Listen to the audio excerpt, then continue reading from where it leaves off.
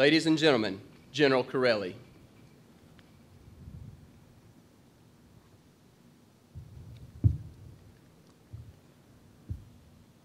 Well, good morning. The Honorable James Miller, welcome.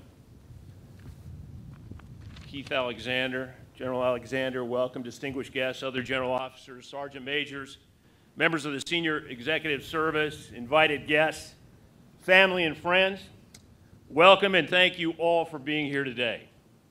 Thanks to the United States Army Band, Pershing Zone, the Army Cyber Command Color Guard, Chaplain Russell, and everyone involved in making this a truly special occasion.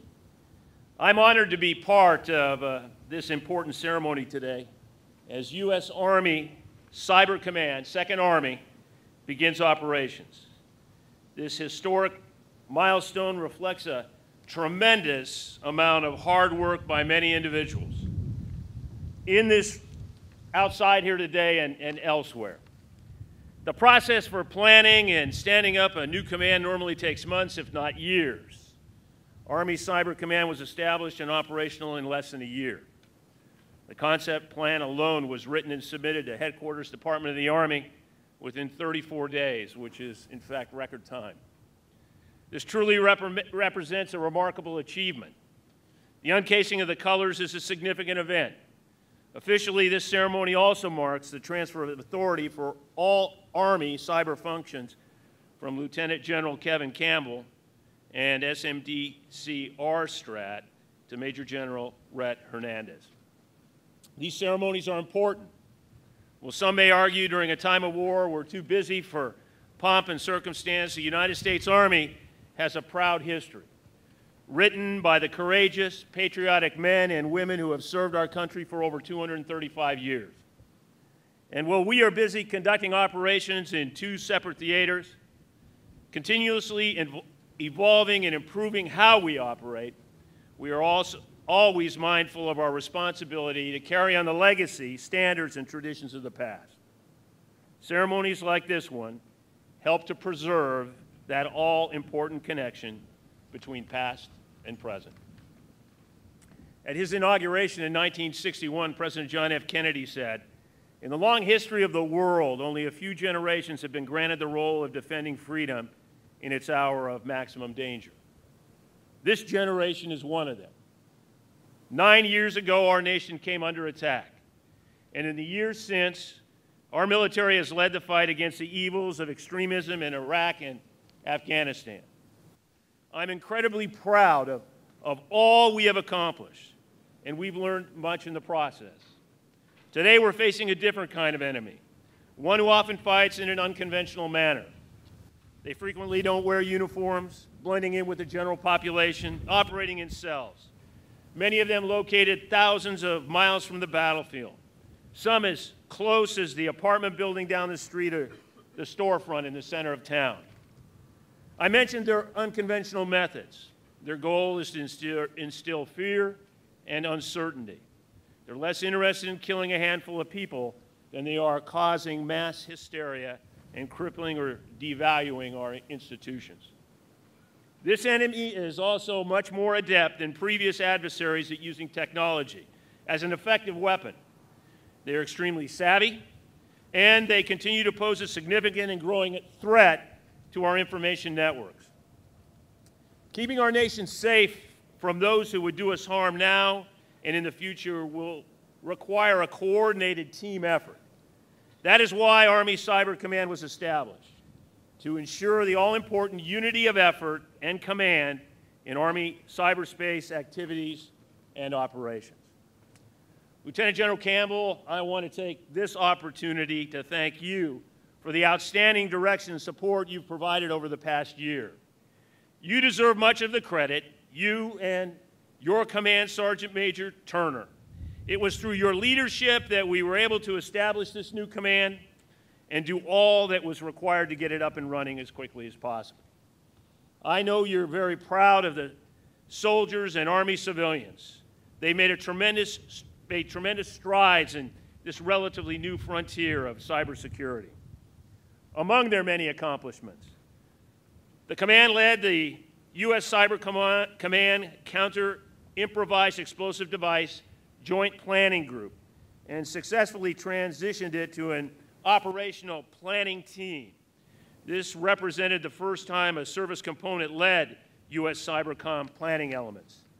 The unit also provided direct support to U.S. Cybercom for planning integration of Army network services on the Afghan mission network.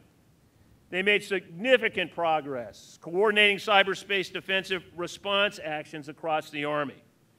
This has helped synchronize priority of effort in responding to potential vulnerabilities in Army cyberspace defenses.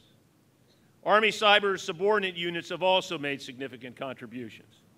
The Network Enterprise Technology Command, NETCOM, or Ninth Signal Command, Army, significantly improved network connectivity to U.S. forces, Afghanistan, by extending the high-speed global information grid to the Afghanistan area of responsibility. NETCOM also executed the Army's second operational evaluation of the Network Service Center concept, which assessed the ability of a transformed land war net to provide a global enterprise services, connectivity, enhanced security, and battle command capability from home station and well deployed. The Intelligence and Security Command, INSCOM, deployed 32 soldiers and conducted over 250 expeditionary cyber missions in support of operations in Iraq and Afghanistan, as well as several other AORs around the world. They conducted focused cyberspace operational efforts in support of 5 combatant commanders, and they are currently working in direct support of ongoing operations in theater. First, Information Operations I.O. Command executed over 110 missions during FY10, supporting various combatant commands and Army agencies. They also responded to nearly 21,000 identified computer incidents affecting Army networks. I could go on and on. Suffice it to say, the men and women of Army cyber elements and subordinate units have been extremely busy, conducting what is, without a doubt, one of the most critical missions that exist today. And they're doing an absolutely phenomenal job. Now, for those of you who don't know Kevin, for the last three years or so, he's been wearing 3 hats.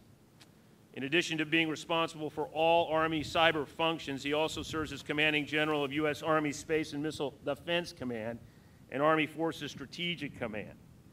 I know he is happy to be handing over one of those hats to Rhett this morning. Kevin, thank you again for leading this tremendous effort. Over the past year, you've done a remarkable job. You and your wonderful bride, Kathy, have done amazing things for our Army as individuals and as a team, and I know you will continue to do even more in the days ahead. Thanks to you both.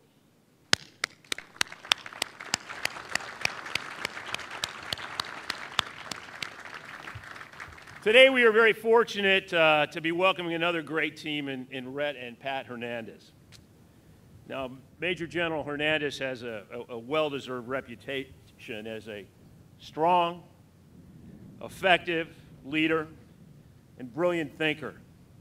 He's caring, compassionate, loyal, hardworking. Well, folks, yesterday Rhett asked if he could review my remarks. He said for accuracy, and he ended up adding a few suggested lines in the margin, but I'm having trouble reading his handwriting. Oh, the word is humble.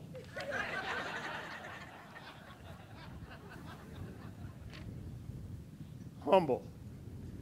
All joking aside, Rhett is one of our Army's best. I had the opportunity to work closely with him over the past 2+ years. He was my next door neighbor at Fort Hood, and in his most recent assignment as the Assistant Deputy Chief of Staff G357. Throughout the years, I've always been able to count on him to give me his best candid advice on many of the most difficult and complex issues facing our Army today. I am absolutely certain he's the right person at the right time to lead this organization in the challenging days ahead. Rhett, I have every confidence the soldiers and civilians of the Army's newest command, Army Cyber Command, 2nd Army, will continue to excel under your strong and able leadership. And you are fortunate to have an equally capable partner in Command Sergeant Major Blackwood. I look forward to working with you. I wish you the very best of luck. Thanks again to the men and women of Army Cyber Command for the outstanding job you're doing keeping our Army and our nation safe. Keep up the great work. Army strong.